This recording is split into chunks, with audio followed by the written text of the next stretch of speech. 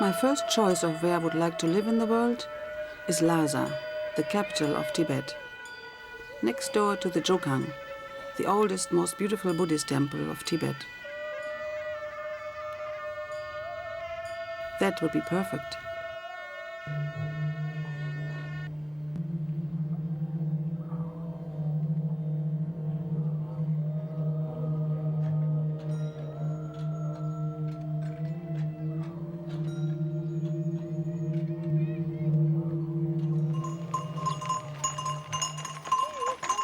There's a country that once was called Tibet. In 1959, it was seized by a foreign government. Many people of this country fled, took refuge around the world. Others escaped across the Himalayas to neighboring India, the birthplace of Lord Buddha.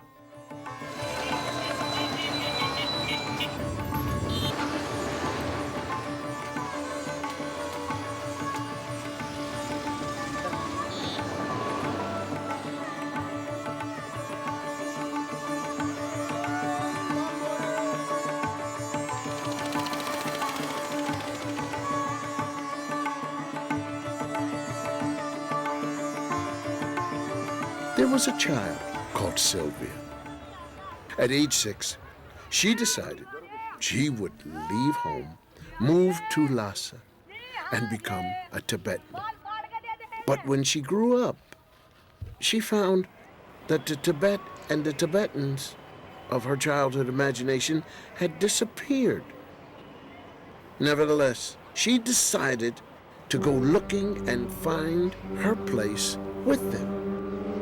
This is the story of Sylvia's journey and her Tibetan dream. I'm coming home to the people I feel are my family.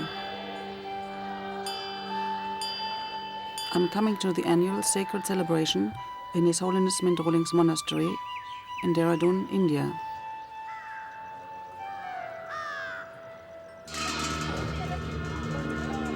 This ceremony attracts over 5,000 Tibetans coming from all over the world to honor His Holiness Mindroling, one of the highest teachers of Tibetan Buddhism and Sylvia's spiritual teacher.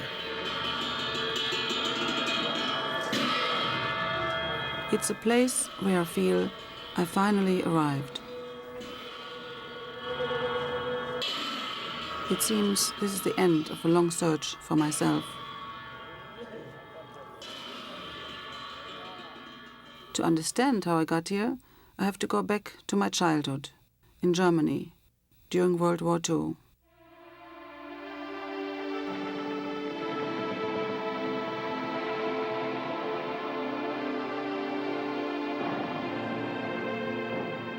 Sylvia's early childhood during the Nazi era left a deep imprint on her. To Sylvia, some of her recollections carry the heavy burden and karmic debt of the German people. And somehow, from an early age, Sylvia thought that she would undertake a repayment of the debt on her own, in her own way. It's interesting that one can actually remember as early as before too. My first memories really were that suddenly I was woken up by my mother in the middle of the night, and she would bring my sister and me down into the basement of wherever we were. We lived at the time in this castle that belonged to the family to my mother's side. And it was already bombed at that time to a degree also. So whatever, there was a signal for going down into the basement that took the children. Everybody would go and sleep in beach chairs. And I loved the idea that I was allowed to sleep in beach chairs. And I was brought back into my regular bedroom and felt bored with that. It was an excitement for me. I didn't understand the danger about it. But that is one of my first memories. And so, in a way, I guess children accept whatever is happening, wherever they are put in. My father was in the army in Africa as a pilot with Rommel. General Rommel, nicknamed the Desert Fox, was the legendary general in charge of the North African military campaign. He was honored, he got all his medals because he saved Rommel's life 3 times.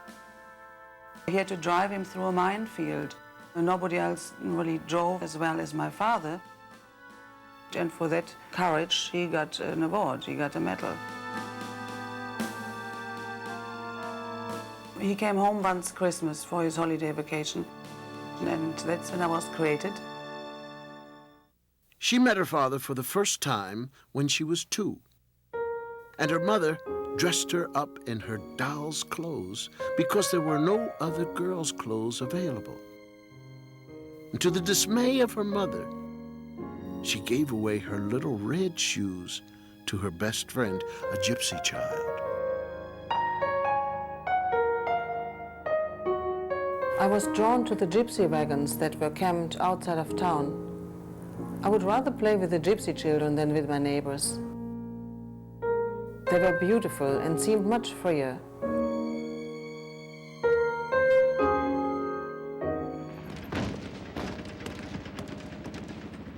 The war was over. The whole family structure changed completely. Nobody had money anymore. My father tried to make a living in that little medieval town, Soest, where we moved into a 1-room apartment, which was a major shock. I was used to live just with my family. Suddenly there was one family crammed into the next room already, and it was not any privacy, a complete state of after the war experience. Starvation, cold, freezing.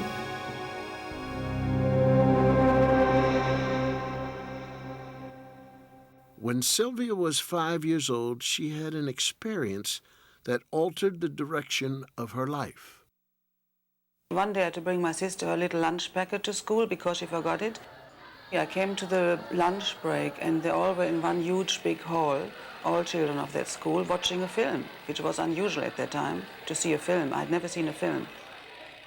I was sneaking into that room with that lunch packet in my hand, forgetting completely why I went there, because what I saw was so devastating. They showed us films of the concentration camps, where the Jews had been killed, where you would see the dead bodies lying in a row, and afterwards a story to explain these dead bodies were human beings.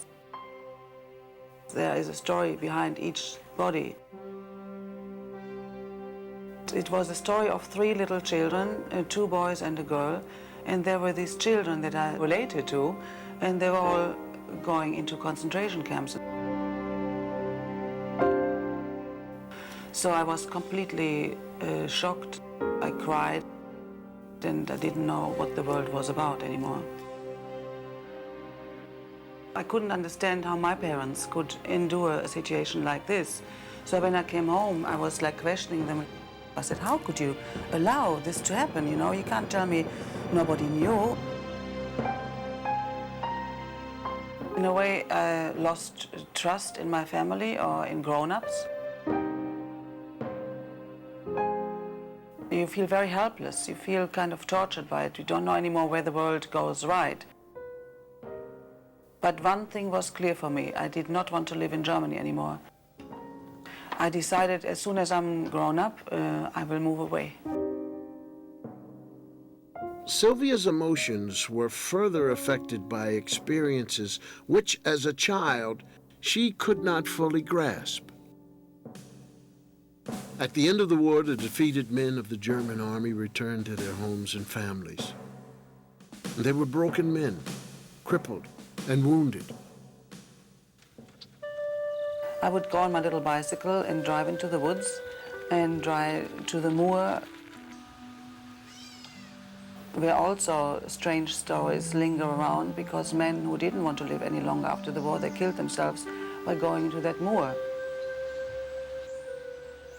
And so I would go there and just see if I would find still some bubbles in the moor from somebody who just drowned or something left over, and try to understand what it is like after death, or they are gone, and these are places of death that I can sort of re-experience or discover.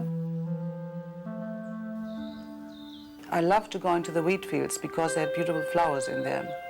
We couldn't find flowers anywhere. There were no flower shops at that time, but I loved flowers. So I would pick these poppy seed flowers and the blue corn flowers and come home with this huge bouquet of flowers, wild flowers. And my mother always said, you can't go in there because you step on the wheat or the rye and you break these seeds, and that is our bread. We already don't have enough bread.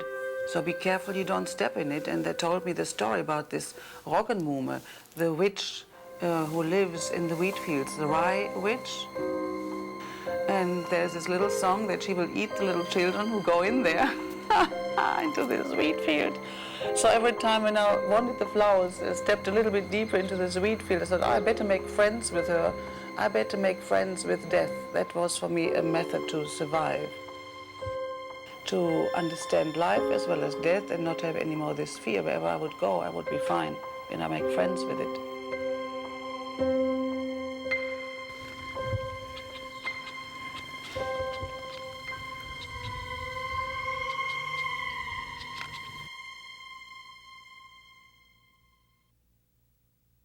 My father was a prisoner of war in France, and we received this postcard from him.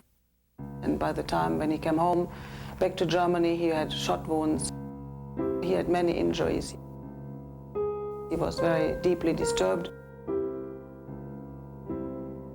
The war had made him to a very depressed man. He did not find his way back into the society. It was very difficult for him to make a living. He was painting postcards, writing stories, and getting most of the time drunk because he didn't know how he should help us to survive. Many times he wouldn't find his way home at night, and one morning when I went to kindergarten, I actually found him in the snow. He was covered with snow and almost frozen to death when I realized that this strange man there in the corner of the street was my father. I woke him up and brought him home.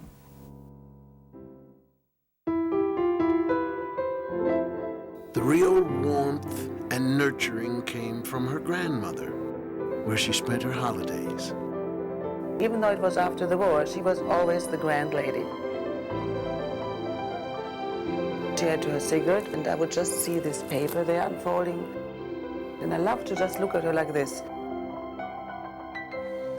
This one day, I just looked at this paper, and what did I see there? Some very funny little boy, a picture of a young man, a young boy, with his hat that amazed me, a tall hat, and underneath was a very interesting architectural photo of a building, and I asked her, what is this? This is very foreign looking, very exotic looking.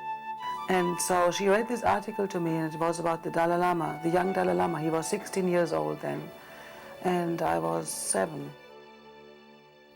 His country was starting to get invaded by the Chinese. They were talking about the senseless torture of innocent people. Many children got killed, and many grown-ups, nuns and monks, people who had nothing to do with violence. And it just affected me so much to see that there was again a world where innocent people suffered, children that had nothing to do with what the grown-ups were doing. I just became angry, sad, furious. I carried that with me. I remember I wore black for a few days, which is also unusual. And then I just said to my grandmother one morning for breakfast, you know, I've decided from now on I'm going to help the Dalai Lama and the children of Tibet. When I'm grown up, I will do it. Actually, I wanted to make film. As a little girl already, I thought that would be the best to do. My father, who was a journalist and a newspaperman, he didn't like the idea. He knew that was a tough world. He said, for a little girl like you, that's not good. You should get married and have children and do a job that you can do at home. So he became a graphic designer. I made a compromise. I became a stage designer, a costume and stage designer. But even that didn't agree with my family. It was too immoral for them because they are lesbians, they're homosexuals. That for them, very Catholic, very restricted in a way, very disciplinarian. That wasn't their style either. Sylvia felt that the religion she was brought up in had too many restrictions and did not provide her with spiritual guidance and fulfillment. By the time she was 18, Sylvia's behavior became provocative and political. She pretended to be a Jew in her conversations with students and friends. So I went to study graphic design, and the teacher that I chose, Joseph Beuys, a very conceptualist artist.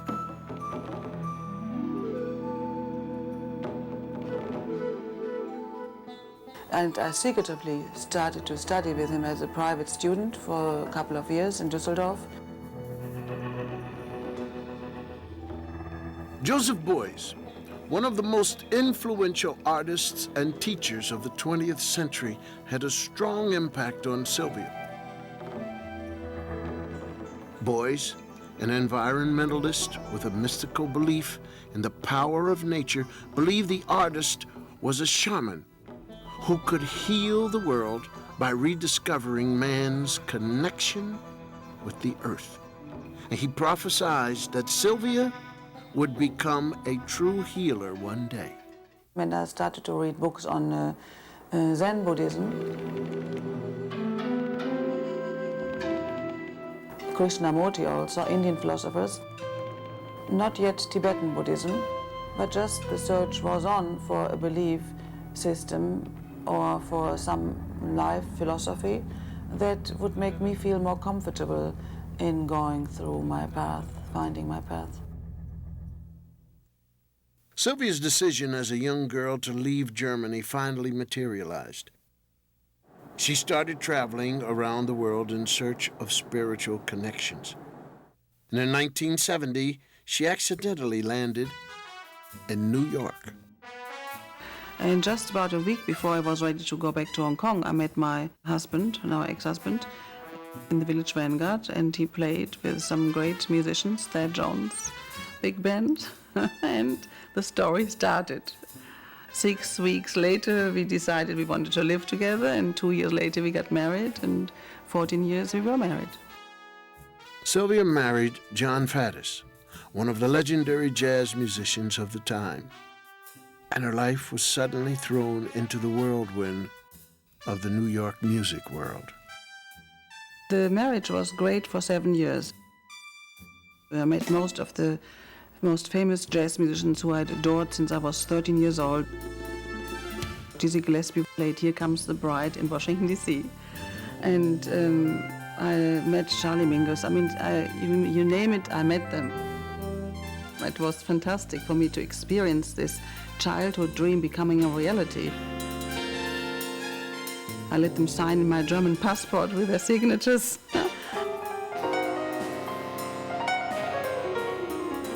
I was looking for another way of fulfillment because he didn't want children and I wanted children.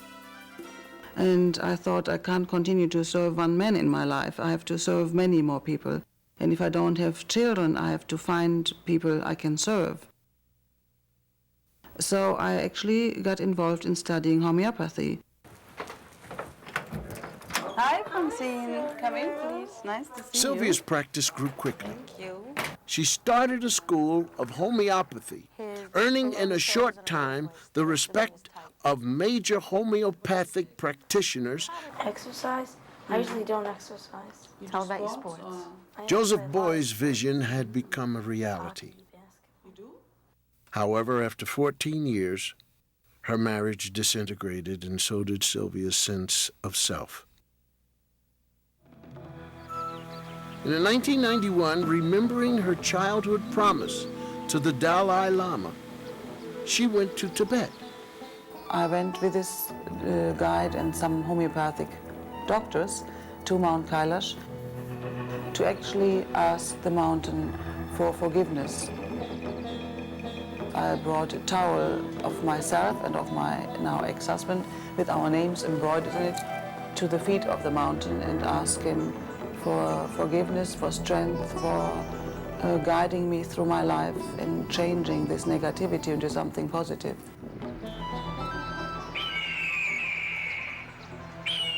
I didn't really reach the mountain. I felt at that time the mountain came to me.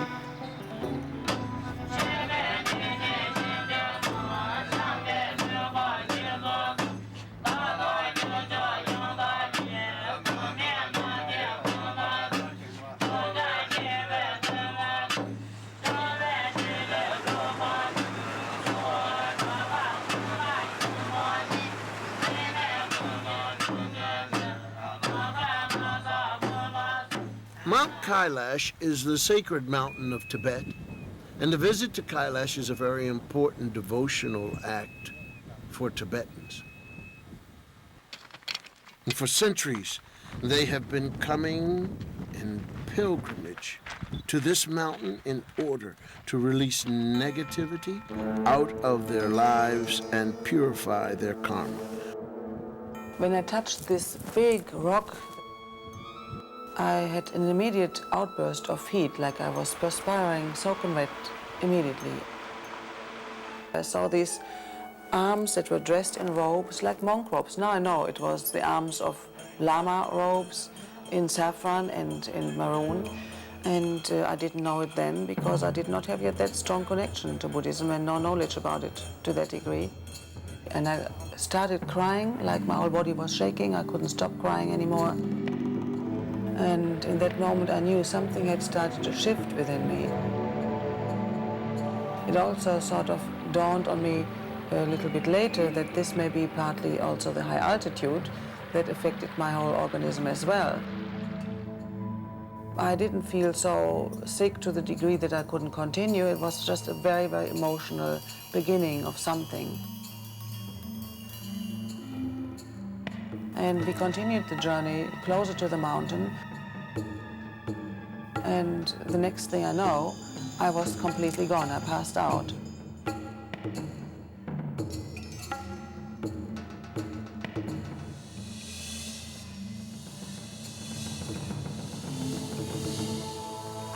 And as the people described to me who were traveling with me, I turned suddenly completely black, my whole body. And in this state, I had a brain edema, a lung edema. My heart stopped for almost 20 minutes. I was so-called death.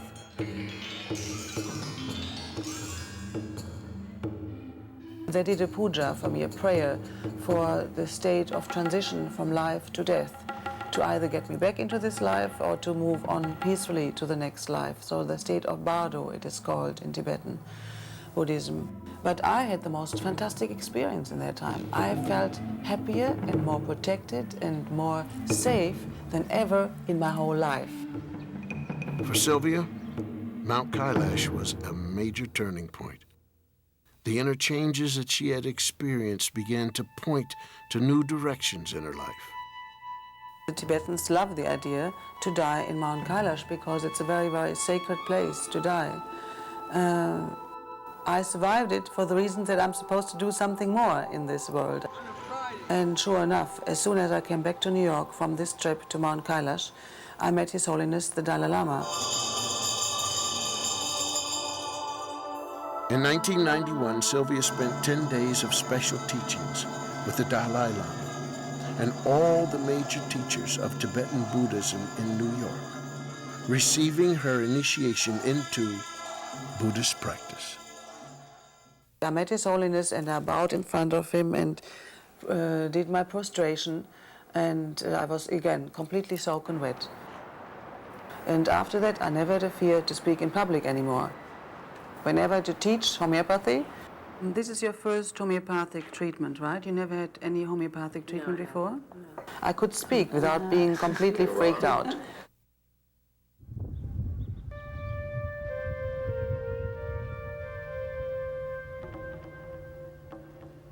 Sitting. Right. Sylvia needed somebody to help her with the promise to the Dalai Lama. And this person was a nun named Khandro Rinpoche, one of the highest-ranking female lamas in Tibetan Buddhism. Born in exile, she established a nunnery in Mussoorie in northern India and travels regularly to bring her teachings to the West. The first time I saw your picture in a monastery in France, in the Dordogne, and people told me, you should really meet her. She's a great teacher, but she's very tough, very disciplinary. And said, oh my God, do I need that in my life again? And when I finally met you, it was like I always knew you. Sylvia felt an immediate spiritual bond with this young Lama. And Khandro Rinpoche started Sylvia into her Buddhist practice, and a long-term friendship was born. I grew up quite a naughty child, and they really could not truth of it is that my mother couldn't really handle me. And so she said, you have to go to a boarding school otherwise. And I thought that was a good idea, so I went to boarding school until the 4th grade for 2-3 years and learned to appreciate the family very much more. Was it always your wish to become a nun? Oh,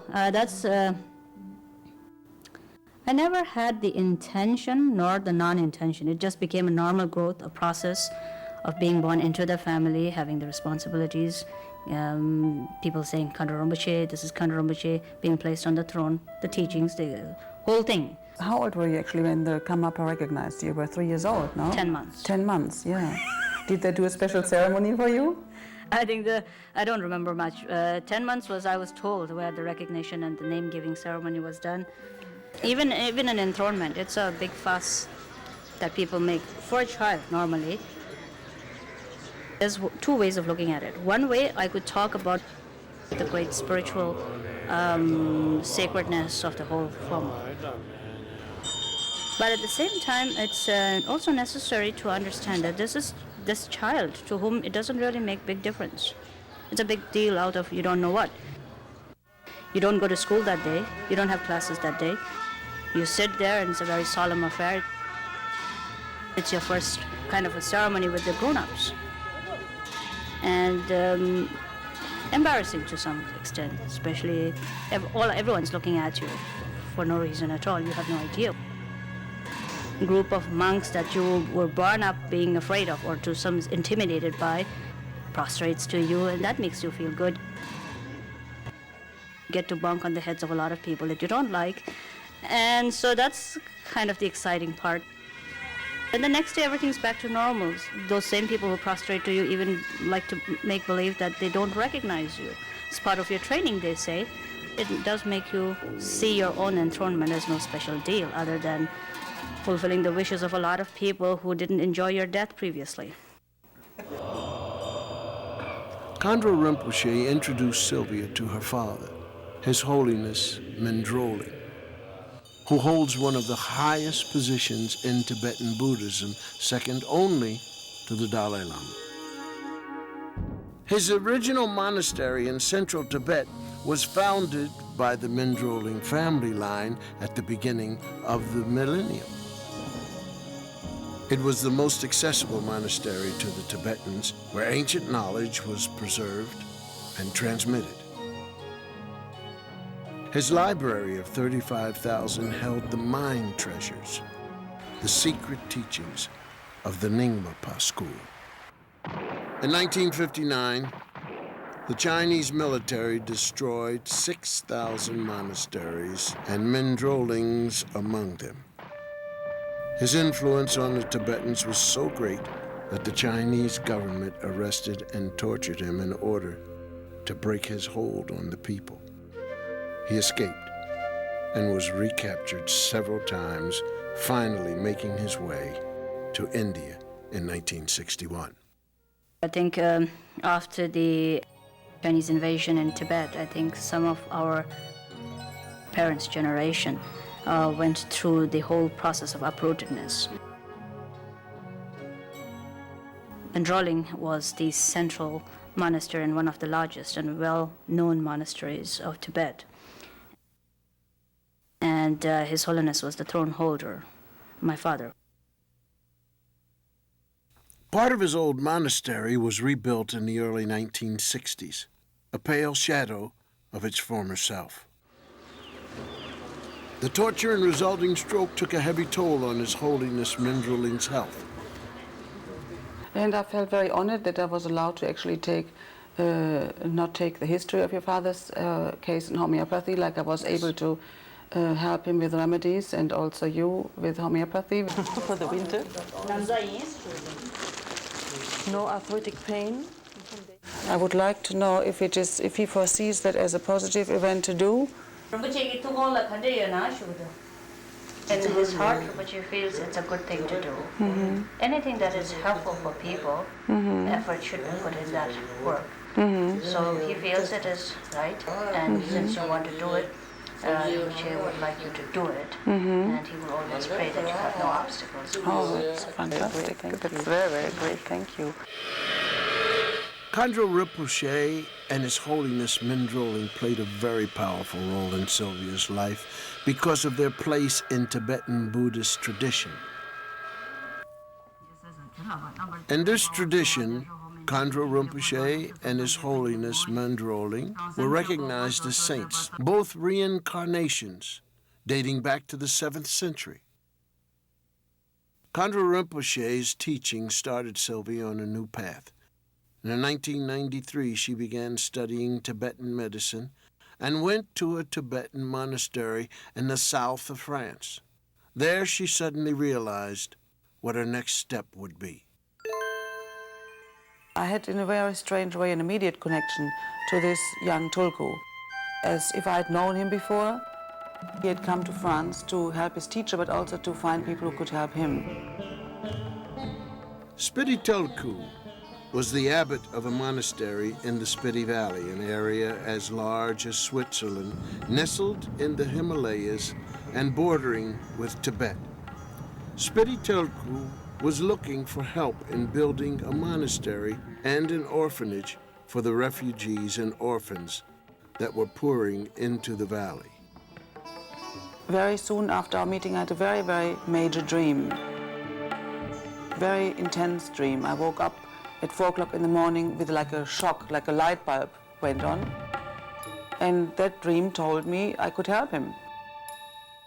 That same day, without a moment of hesitation, Sylvia made a commitment to Spiti Tulku to help finance the building of the monastery. Sylvia was embroiled in a messy divorce and had no money, but nevertheless made a decision that would fill a void in her life and mobilize her energies in the service of others. And so when I went back to New York after the teachings, I formed Kailash Foundation. I started to do fundraising events in my home, where I would sell things that I'd bought in the past in India, Tibet, or Nepal, or things inherited from my grandmother or my parents, or some jewelry that I loved but never wore. In the summer of '94, Sylvia decided to go to Spiti.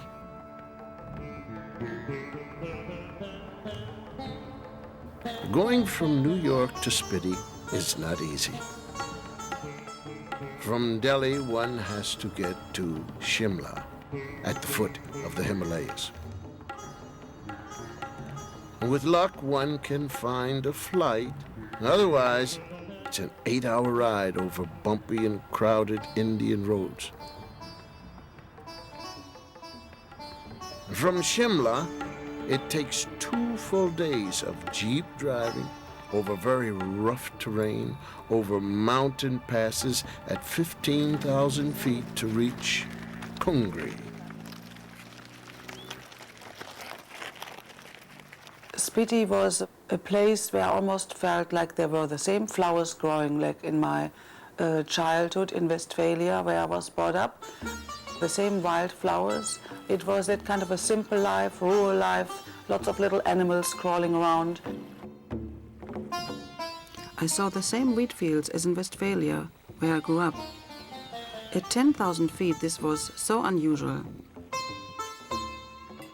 Sylvia saw that the original shrine buildings, dating back to the 15th century, were very small and falling apart. The large monastery that she would help build would be capable of accommodating the refugees coming across the border in desperate need of all the basic necessities. By making a home for them, Sylvia could finally find an outlet for her unfulfilled nurturing instincts. That was the beginning of a major investment of my own on an emotional level, on a financial level. Sylvia was aware that she made a serious commitment to the lives of many people, and she knew she could not fail. She asked the Dalai Lama for an interview to gain strength and empower her work. He agreed to see her, and Sylvia traveled to his headquarters in Dharamsala, India. I was very, very lucky, very honored. I felt very honored. I don't know why he gave me that time. I can't believe it that I got it. Do you see the Buddhist teachings deteriorating? I'm in Tibet, under the control of the Chinese government. Definitely. Yes. Definitely. Look, all there is, I say, very strong control, and every sort of discourage carrying Buddhist study or practice Buddha Dharma. Can Buddhism become a tool that would benefit all beings? Technique. To reduce negative emotion, such as jealousy, hatred, and also I think the extreme sort of desire of sexual, perhaps, and also anger, and then positive emotion, contentment or compassion, spirit of forgiveness. I never experienced this kind of closeness, togetherness. I never experienced in that Catholic upbringing the sense of compassion that we are taught to have with everything we do, with everything that we say, with everything that we give. He is not just for nothing called the God of compassion. His incarnation is Avalokiteshvara, the God of compassion. The same summer of 1994, Sylvia went into a Buddhist retreat on Lake Rawalsa in India. The lake is a powerful, sacred place.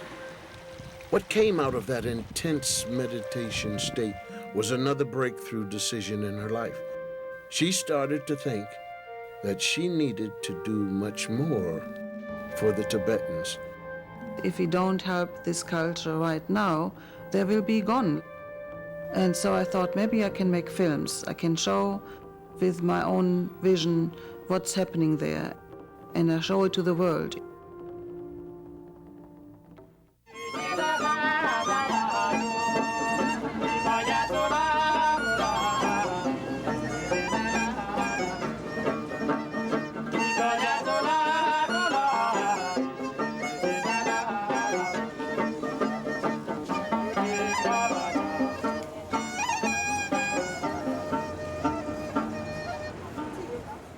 She would leave immediately and would crisscross Tibet from one end to the other.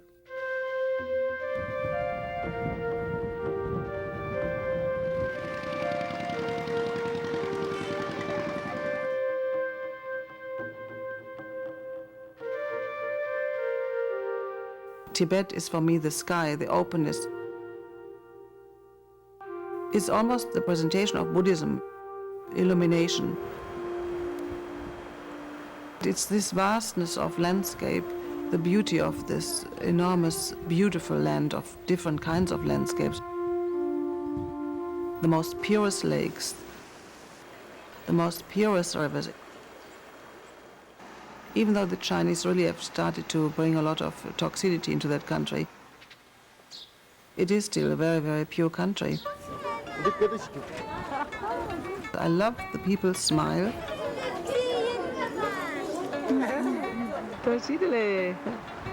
Hi, how are you? Their sense of survival, their strength.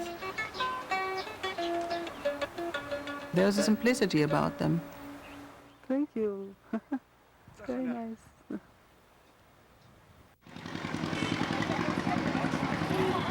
Sylvia traveled first to Lhasa, the spiritual city of Tibetan Buddhism.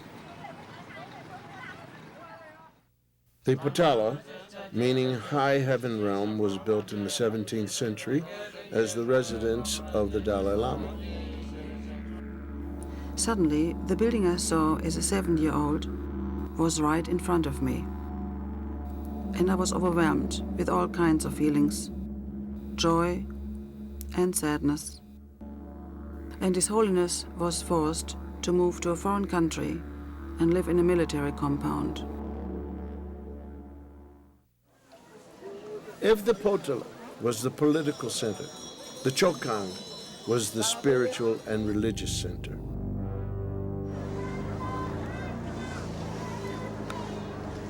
Devotion permeates the life of the people, and Tibetans come here in pilgrimage circling Jichokang clockwise, praying and prostrating day and night.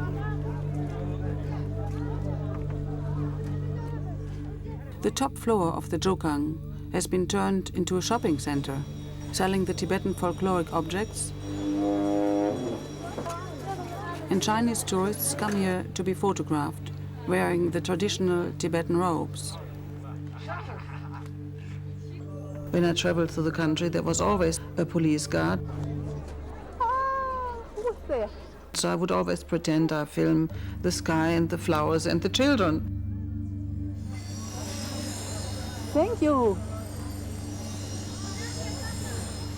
But I would really have a zoom in there and film a prison or film a factory that disturbs the holy waters, the holy lake that is right next to the factory.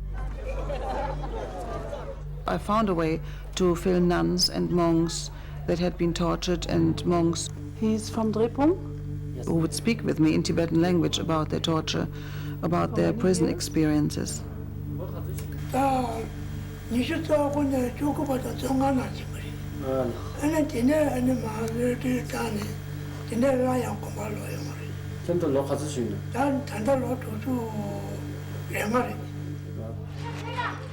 Chokang, once in the heart of the old Lhasa, is being choked by encroaching apartment houses and factories.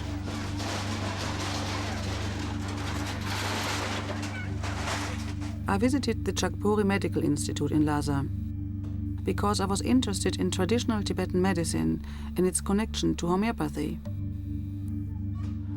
And these are 5 pulses, or how many? 12?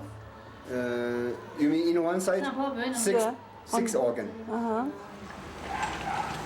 One doctor I interviewed told me about this child living in Lhasa who was the reincarnation of Pelton Pao, a former teacher of the Karmapa. Hello. I'm concerned about the future of this special child. Thanks to the doctor, I was able to arrange a brief visit.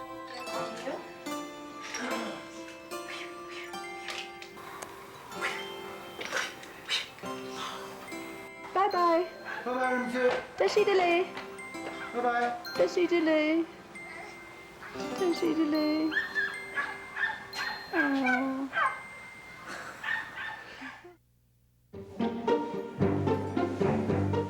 Tibetan culture is based on Buddhist philosophy and religious texts.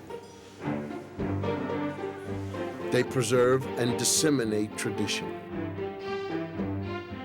During the Cultural Revolution, religious books and presses were destroyed wholesale. Through a Tibetan guide, I found that the only printing press that survived was the one of Meru Monastery. After he was convinced of my true intentions, he led me to it.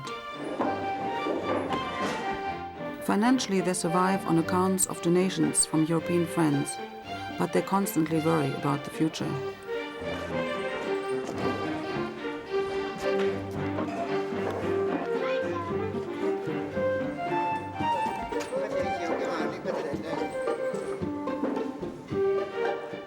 Thanks to my guide, I was allowed to film a sacred and rarely seen activity, so vital to the survival of the culture.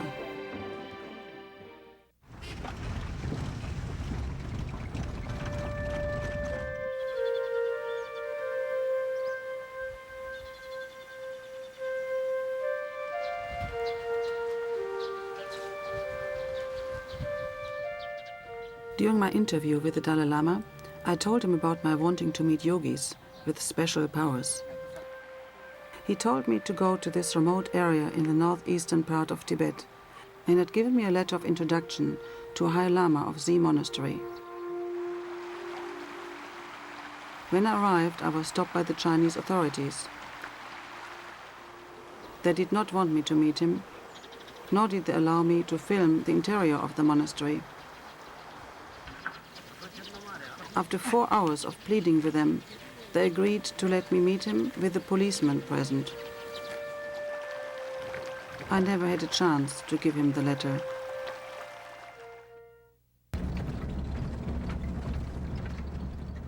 Sylvia headed north towards the plateau where the nomads roamed the pastures with their flocks of sheep, goats, and yaks.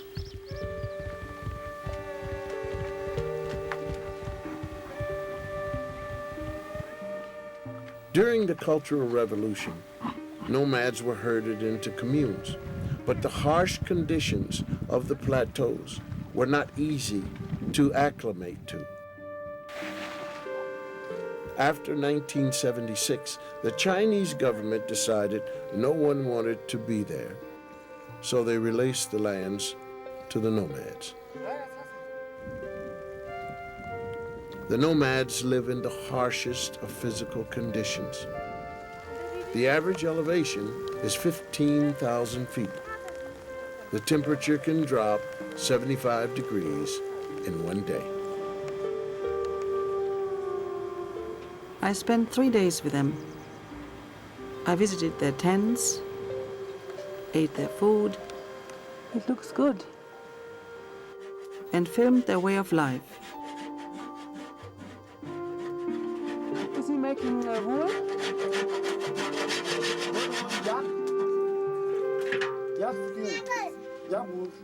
Yak wool.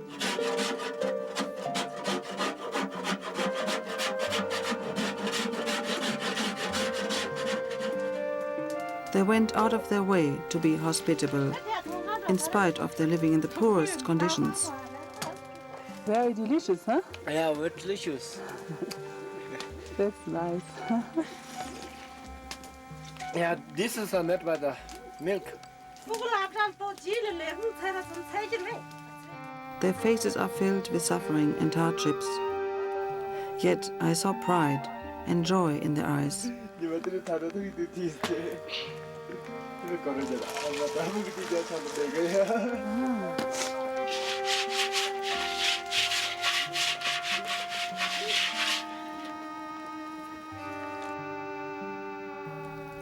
The law forbids having a picture of the Dalai Lama, but in every tent I visited, the picture of His Holiness has the place of honor.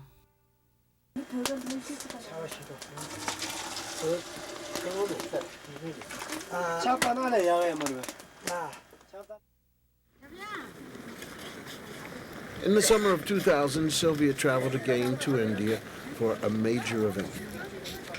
The Dalai Lama would be coming to Key Monastery in the Himalayas for a 10-day ceremony to create the sand mandala for world peace. Key Monastery is only 2 hours' drive from Kungri in Spiti Valley, the location of her project.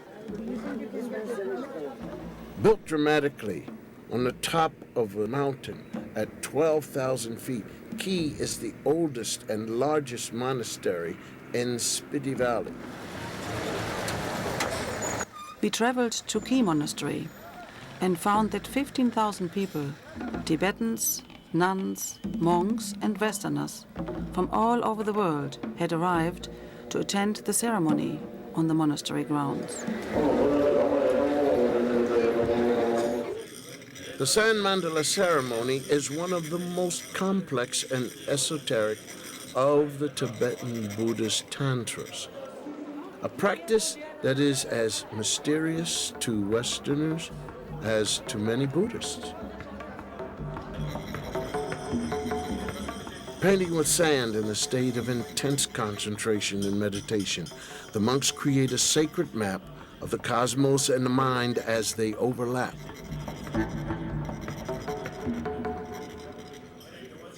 It takes 10 days to build the sand mandala.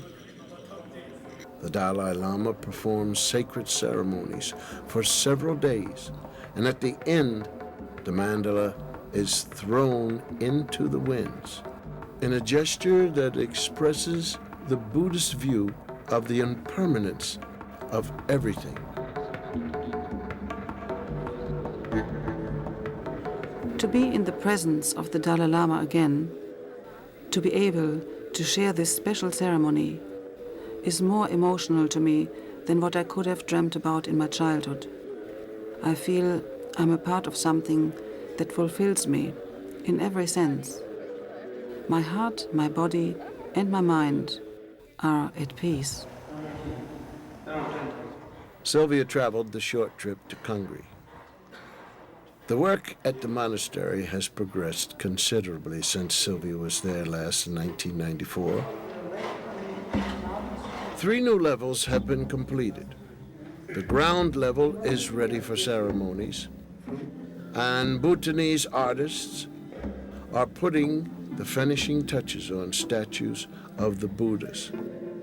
The monastery will be finished in the summer of 2001, and it will house the entire collection of ancient Tibetan texts from the